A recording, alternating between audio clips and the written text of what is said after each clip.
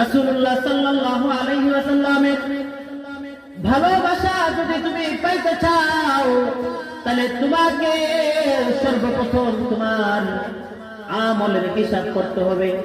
রাসূলকে ভালোবাসার মাপকাঠি হলো তোমার আমল। পারস্য সম্রাট কিসরার নিকট হযরত হুযায়ফাতুল ইয়ামান, আল্লাহর নবীর সাহাবী হযরত হুযায়ফাতুল ইয়ামান রাদিয়াল্লাহু তাআলা আনহু একবার যখন পারস্য সম্রাট কিসরার নিকট গেলেন, পারস্য যখন বিজয় করলেন, বিজয় করার পরে যখন ওইখানের সম্রাট কিসরা যখন তাকে ডাকলো, মুসলমান আমিরকে ডাকলো, তখন হুযায়ফাতুল ইয়ামান তার দাওয়াতে সাড়া দিলেন।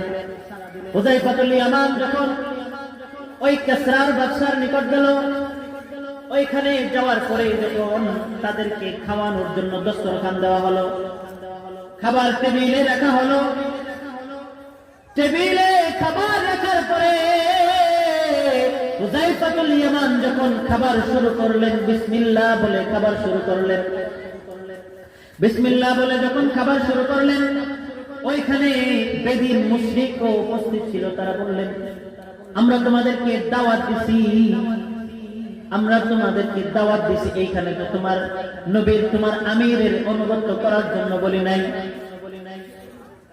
হুযায়ফাতুল ইয়ামান কিছু বলে নাই। হুযায়ফাতুল ইয়ামান রাদিয়াল্লাহু তাআলা আনহু খাবার খাইতেছেন।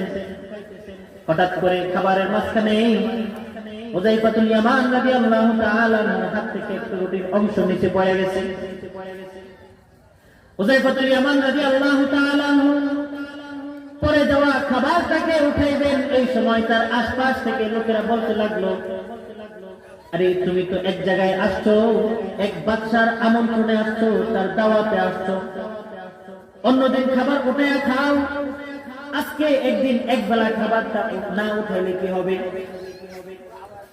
তার পাশ থেকে বলতে লাগলো, দরকার নাই, আজকে তুমি খাবারটা উঠাইও না, তোমার মান সম্মানের ব্যাপার, আজকে যদি তুমি খাবারটা উঠাও তাহলে মানুষ তোমাকে মন্দ বলবে, বলবে যে খাবারটাকে উঠে গেছে, অথচ প্লেটের মধ্যে খাবার অবশিষ্ট রয়ে গেছে,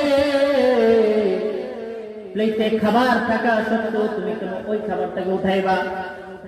তার পাশ থেকে যখন মানুষগুলাই কথা বলতেছেন, হযরত হুযায়ফাতুল ইয়ামান রাদিয়াল্লাহু তাআলা আনহু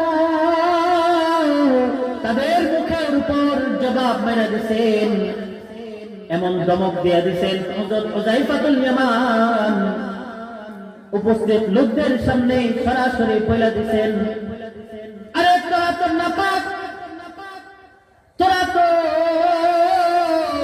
নরদমার কি, তোদের সামনে আমার হাবিবের, আমার আকার সুন্নাতগুলোকে আমি ছাড়তে পারি না, আমার কাছে তোদের কোনো দাম নাই, আমার কাছে সামান্য পরিমাণ মূল্যায়ন যদি তোদের থাকতো তাহলে আমি হুযায়ফা তোদের দাওয়াত গ্রহণ করতাম না, তোদের কথার কারণে কি আমি আমার হাবিবের সুন্নাত ছেড়ে দেব? আরে তোরা তো নাফরমান, তোরা তো আল্লাহকে মানুষ না, আমার হাবিবকে তো তোরা বিশ্বাস করিস না, শুধু এই খাবার না, আরে তোরা তো জানিস না আমার হাবিব যদি বলে, আমার হাবিব যদি বলে আমি এই খাবারটাকে না উঠাইতাম তাহলে আমি উঠাইতাম না, কিন্তু আমার হাবিব বলে গেছেন খাবার যখন পয়রা যায় তাহলে এটাকে উঠায় খাও, এটা আমার সুন্নাত। তোদের তো কোনো মূল্যায়ন নাই আমার কাছে, আরে তোদের তো কোনো দাম নাই, আমার হাবিবের কথাকে আমি সবচেয়ে বেশি মূল্যায়ন করব, তোদের কথার কারণে আমি খাবারটাকে ছেড়ে দেব না। তোরা যা বলতে পারো, যদি তোরা বলো যে এর জন্য আমার সম্মান কমে গেছে, তোরা যদি বলো এর জন্য আমার মর্যাদা খাটো হয়ে গেছে, দুনিয়ার কোনো মর্যাদার আমার দরকার নাই, আমার মর্যাদা তো দিবে আমার মালিক, আমার আল্লাহ আমাকে মর্যাদা দিবে, তোদের মানুষের মতন মর্যাদা, তোরা নাপাকের মর্যাদা আমি হুযায়ফাতুল ইয়ামানের কোন রকমের কোন দরকার। তারা ছিল আশিকে রাসূল, তারা ছিল প্রকৃত নবী প্রেমী। রাসূল যে বলছেন লা ইউমিনু আহাদুকুম হাত্তা আকুনা আহাব্বা ইলাইহি মিন ওয়ালিদিহি ওয়া ওয়ালাদিহি ওয়ান নাসি আজমাইন। আরে তুমি যদি আমাকে না ভালোবাসো, তোমার ভালোবাসা প্রমাণ হবে তোমার কাজের মাধ্যমে।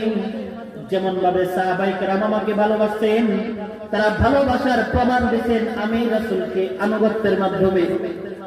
আমি রাসূল আমার সাহাবীদেরকে যা বলছি, আমার সাহাবীরা তা অক্ষরে অক্ষরে পালন করছেন। আমি নবী যখন বলছি তোমরা আমার সাথে যুদ্ধে চলো, তারা নিজের জানের কোনো পরোয়া না করে আমি রাসূলের কথাকে আনুগত্য করে আমার সাথে যুদ্ধে যায় তারা শহীদ হয়ে গেছে। আর যে মানুষগুলো আমি নবীকে অনুসরণ করতে যাইয়া, আমি নবীর কথাকে মানতে যাইয়া তাদের জানকে কুরবান করে দিছে, আমি নবীর ভালোবাসা যে তাদের মধ্যে আছে প্রমাণ হয়ে গেছে। আর আমি নবীর ভালোবাসা প্রমাণ হয়ে যাওয়ার কারণে আল্লাহ পাক রব্বুল আলামিন তাদেরকে ঘোষণা দিয়ে দিয়েছেন রাদিয়াল্লাহু আনহুম ওয়া রাদু আন। আল্লাহ তোমাদের উপর সন্তুষ্ট হয়ে গেছে, তোমরাও আল্লাহর প্রতি সন্তুষ্ট হয়ে যাও। রাসূলের ভালোবাসা প্রমাণ করে সাহাবায়ে কেরাম দুনিয়াতে থাকা অবস্থায় জান্নাতের সার্টিফিকেট পেয়ে গেছে। কই তোমার বেলায় আমার বেলায় তো জান্নাতের সার্টিফিকেট নাই, তাহলে তুমি আমি কতটুকু রাসূলকে ভালোবাসতে পারলাম নিজেকে জিজ্ঞাসা করো। আমি যদি রাসূলকে ভালো না বাসি, আমার থেকে ভালোবাসছেন বেশি খেজুর গাছের ডাল, আমার থেকে বেশি ভালোবাসছেন গাছের সবুজ পাতা, আমার থেকে বেশি ভালোবাসছেন আকাশের চাঁদ। তারা রাসূলুল্লাহ সাল্লাল্লাহু আলাইহি ওয়াসাল্লামের ভালোবাসা প্রমাণ করতে যাইয়া রাসূল যখন একবার তার হাজত ছাড়ার জন্য রাসূল আরবি যখন এক নির্জন জায়গায় গেলেন, এমন এক জায়গায় গেলেন যেখানে কোনো আড়াল নাই, যেখানে কোনো রকমের কোনো বেড়া নাই, হাজত কিভাবে ছাড়বেন? রাসূলুল্লাহ সাল্লাল্লাহু আলাইহি ওয়াসাল্লাম আশপাশে যে গাছগুলো আছে, আশপাশের লতা পাতাগুলোকে ডাক দিয়া বললেন, ও গাছ গাছালি লতা পাতা, আমি রাসূলে আরবি এখন হাজত ছাড়ব, কিন্তু কোনো আড়াল পাইতেছি না, আমি কিভাবে হাজত ছাড়ব?